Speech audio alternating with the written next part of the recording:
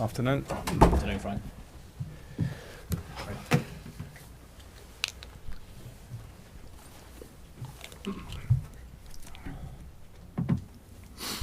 Afternoon, everyone. Welcome to our pre-match press conference to preview our FA Cup tie with Manchester United, and we'll start off with dinner at Sky. Frank, the last away game was obviously a positive point at the Etihad. So, how do you compare the challenge of going to Old Trafford in the cup? Similar in terms of stadium. We're going to a team that are in very good form, good team, good individuals, good squad. So there's comparables in a sense of we'll have to be as diligent, as organised, and have the same work ethic and stick to that through the game as we had at City to give ourselves the best chance. Obviously, the mood after the City game has been hit by that defeat to Brighton. So, what conversations have you had with the owner, the chairman, the chief exec, director of football since then, and what they said to you, given obviously results have meant that you've slipped into the bottom three? Yeah, private conversations, simple as that. Did you have to seek reassurances, or have you been given reassurances over the time that you will get to turn the run of results around? No, I've never and would never seek reassurances. There's a part of my job is absolutely to focus on the job in hand, day to day, game to game. And that's an absolute reality of it. I don't need reassurances. I come to work to try and improve a little bit every day. You know, myself, the team, the squad, and everything. So I'm not hunting around for any reassurances. You spoke about having the belief in yourself to turn things around as well. Do you also sense from the fans that the goodwill remains, because the fans desperately want you to be successful here? Well, I think I came here in nearly a year ago now, and my feeling when I walked in the building, a lot of Evertonians have got such passion for this club, felt that we were going in the direction of relegation. That's my honest feeling. So we managed to have an incredible time together. It sounds a little bit, soppy, whatever you want to say, but to stay up, everyone saw the images at Palace, and I lived that moment with the fans, and so did everybody here at this club. In my mind, as I went home that night and had a glass of wine, I was like, this is where the work begins, and it's going to be a tough journey, because the elation of surviving the relegation battle is all well and good, but the reality means that there's a lot of work to do from there, because why were we in that battle? So I feel like we're in that process. Now, I'm not silly. We need to get results. We want to stay in this league. That's the first thing this year. We've just slipped into the bottom three. That's not my major concern, and I'm not talking away from that. I'm just saying when we win and around this area, it's a reality. If we win our next league game, we'll be out of the bottom three, probably. So those are just part of the process for me, and I can't affect anything other than that. My point being that I think I was very aware of what I came to in this job. I want to be a success at this club, and whatever challenges that come, I'll take them head on and actually enjoy them. I enjoy working for this club. It's a real honour for me. So I've got no. That's why my previous answer was I don't need reassurances. I don't need these things. I'm a big man who's working for a great club, and I'll keep doing it. The fans, though, were obviously worried about the situation the club finds itself in, and how do you stop that impacting or continuing to impact the players that go out to perform for you on the pitch? Well, we can only control what we can control, so we want to perform well and show performances with a real work ethic and passion. I've always said that always ignites the fans in the right way. That's our responsibility. So, and also to play for Everton, you can really enjoy 5,000 people coming before games that helped us get a victory last year, and maybe sometimes you just have to show big balls as well to play in difficult moments, because there's a passionate fan base, and I've got no problem with that, and we just have to focus on what we do. And at certain times this season, I think we have done it. And sometimes do you need the fans when you're a bit below par? Yeah, for sure you do. And, that's something that we really want. But at this moment, it's on us to try and bring them with us. And as I say, stand up and play for Everton. A different reassurance that you might look for is what tools you're going to be given to further enhance the squad during this transfer window, and where you at as regards that, because obviously you're looking to bring in a forward option. We hear the link with Danny Ings and a potential loan deal. Is it only loans that you're looking at? Is it the chance to bring in longer term solutions, and what is the situation as regards Danny? Well, both, I'm not talking about Danny Ings, but both options that you mentioned there, loan or obligations or buying players, all things are on the table. I'm never going to sit here and talk about finances, because it's not my point or my strength to give you the detail enough on that. We want to improve the squad in January. We want to help the squad in January. But my job has to be first and foremost to work with the players we've got here now, and how we get a result against Manchester United and Southampton. if we can improve and help the squad, then great. It's not an easy window, everybody knows that, but we'll certainly try to improve it because it feels like we need that for sure. Just finally for me, Frank, can you give some context as to how difficult it is for the club to move in this transfer window? I'm not necessarily talking about finances, but obviously the difficulty in attracting players at the moment, because fans will look at it and say, we know we needed a forward option and we could, in theory, have put a deal in place ready to go for the 1st of January, and obviously that hasn't happened. On who? On any potential target is what I'm thinking. Other clubs have been able to put deals in place. It's just... Yeah, I mean, I don't know any other club situation. The context of it is probably a post-World Cup transfer window where maybe some players, some agents, there's a lot of different things that come into play in this window. And all the things you just mentioned, Darius, a good point, because, people from the outside might go, why are you not doing this? We have to look at the best solution, was viable solutions. And of course, from my point of view, I want those solutions because it will help me become a better manager. And they will help us maybe have more competition or get some results that we maybe haven't quite been able to get. Those are the rules of football sometimes. It's the importance of recruitment. So there's no coming away from the fact that it's a huge deal for us. But also we've seen maybe in previous times that we've made decisions like that haven't gone right, and they can also have a negative effect. So we have to be balanced about it. Thanks, Frank. Good luck. Thank you. Thanks, Vinny. We'll go to James at Radio Merseyside. Frank, what's the response been like from the players in the dressing room, particularly after Tuesday night? It's been good. It's been good considering it's a tough night, because 3 goals in 6 minutes, completely affected the stadium, and understandably, and the players, because they're humans and it's a tough night. I've been in them as a player in relative ways myself, and there's no beating around the bush after that. So yesterday it wasn't a nice feeling for anybody, just on a purely football sense. You don't want to lose games, but I also have to give some reality to the situation, and I look around and I watch a similar type game unfold last night. I watched from my sofa watching Crystal Palace against Tottenham.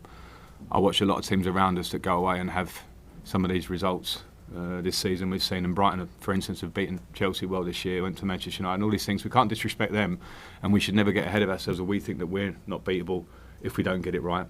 So I think the reality is we have to compare why Man City looked like it did in terms of the diligence of the performance on pitch, and then find the reasons why Brighton looked different, and just deal with that. And I think the players, to be fair, have had a good reaction on that point.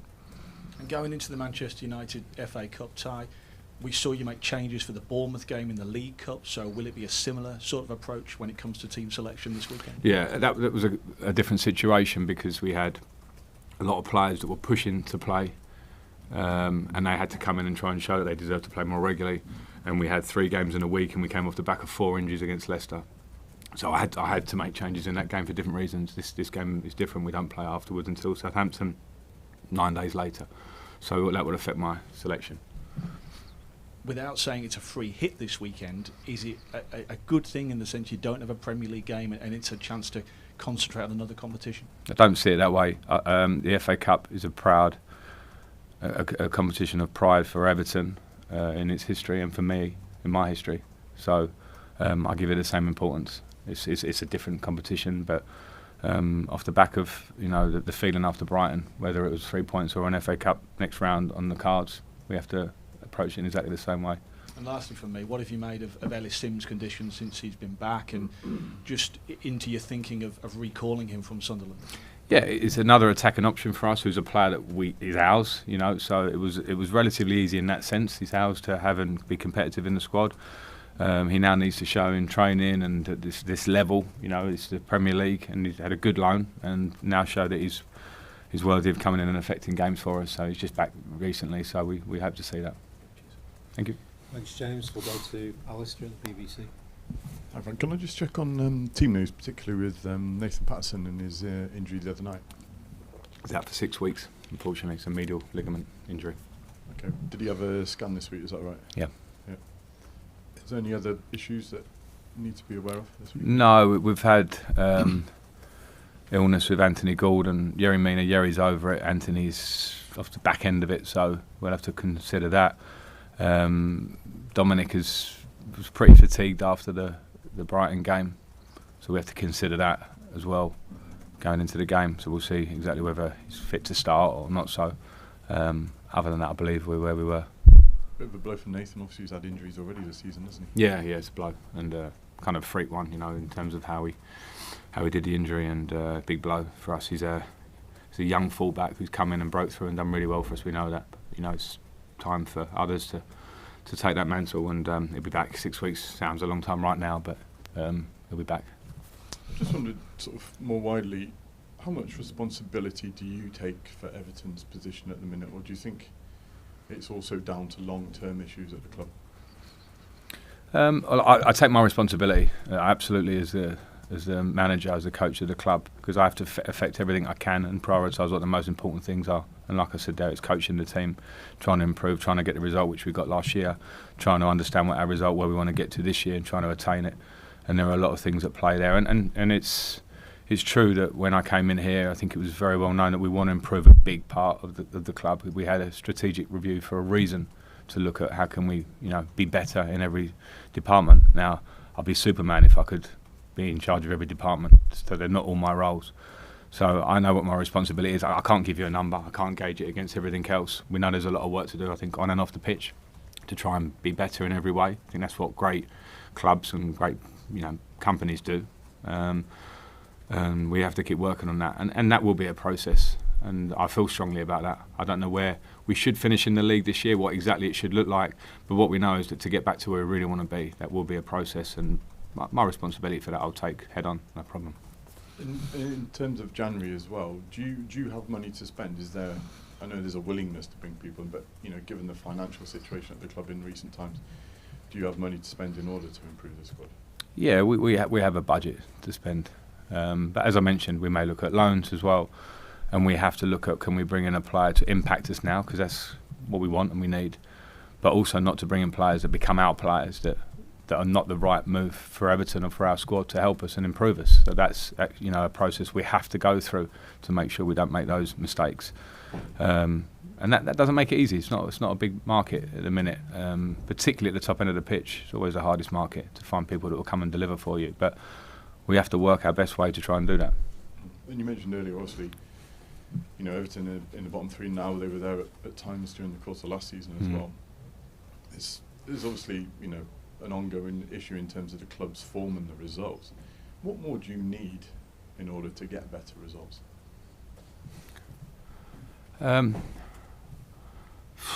What do you mean? It feels like a broad question. What changes the situation for Everton? Well, firstly to keep working and to build a confidence and a momentum, and we had snippets of it this year, and unfortunately we never capitalised on that. So we need to find that in the short term ourselves. And secondly, can we help the squad in January, like we've just been saying? And yeah, because that will help. We want to be as competitive, and we have to understand that our competitors around us either did that last summer to a big degree, or we're going to go and do it again in January, is the sense. So we have to do our own version of what makes us better, and then compete, and then be up for the fight. Because I think that's where we are. We're and that's not a problem for a club like Everton. Maybe being up for a fight can bring out the best in a club and bring it together. It certainly did last year. And I think just an understanding of what we're doing in being up for a fight will be the first steps. So if that's the main answer, then that's it. And just last of all, do the players also accept the responsibility for where they are now? Because obviously a lot of them will have been here longer than you. Are they taking it on board as well? Are they taking it on their shoulders too? Well, I haven't had that actual question to each player. You have to sense things, don't you? And I think I know as a manager and as a player, I always took personal responsibility, and I'm not acting like a saint there, but I know I made a career out of taking personal responsibility and looking at myself first and foremost. And that's what the players have to do, and they have to do that individually to get the best out of themselves, get themselves at 100%, and then you can have all the other conversations. So are we playing at 100% now in terms of our all-round game?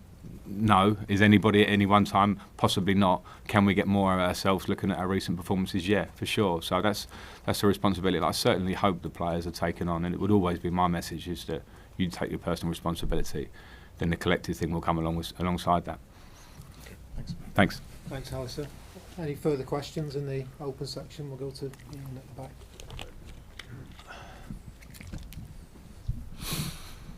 Just one, if I can. You talk about that process, just following on from Alistair's questions. You've been here 11 months. Have you seen an improvement in that time? Yes, I have. What I perceive as improvement in the way we try to take the squad forward. Some of the things that happened last summer in terms of some players that have gone off in their own direction, maybe good for the club, maybe good for them, and what we're trying to do in terms of bringing in players that are going to help us going forward. And people can easily cast short-term judgments on certain players. Some players need to settle and improve. We hope they do that, and we'll try and be there to help them do that as quick as possible. And then in terms of league position, you probably say not really, but the reality is that takes time and work. And there's not a story out there. If you look at the most high-performing team in the Premier League this year, in Arsenal, for being top of the league, if you look at their journey over the last 3 years, you see typically how a journey can look, and it's not an easy road. And that one comes with huge investment, which obviously is part of their story. So I wasn't expecting huge. Every improvement has to be step by step. And then maybe one day you go, oh, here it is. Here's what it looks like. At the moment, you can't see it from the outside. But in my opinion, yeah. Thank you. Any further questions in the open section? No? Okay, thank you. Thank you. Cheers all. Thanks. Cheers.